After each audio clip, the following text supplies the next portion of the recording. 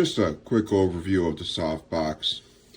This is the bag it comes with. I'm actually really impressed with the bag. It comes with a nice little handle.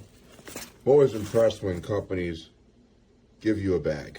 Now, as far as the Softbox itself, this is plastic. I don't think it's metal or aluminum. Definitely feels like plastic. It's pretty small. From the reviews that I've seen from bigger ones, this comes in a lot bigger. That's pretty much what it looks like. That's a little piece of Velcro over there. And then in order to hook it up, it's kind of a challenge. As you can see in the bottom over there, you have to hook it up. And then it lays pretty flat. So as far as the mobility of this, it's great. What I'm going to try to do is find a different type of LED light, maybe like a 20 or a 30, put it in there and see if I can retrofit it. But I think it's going to be a great little softbox just to get some light.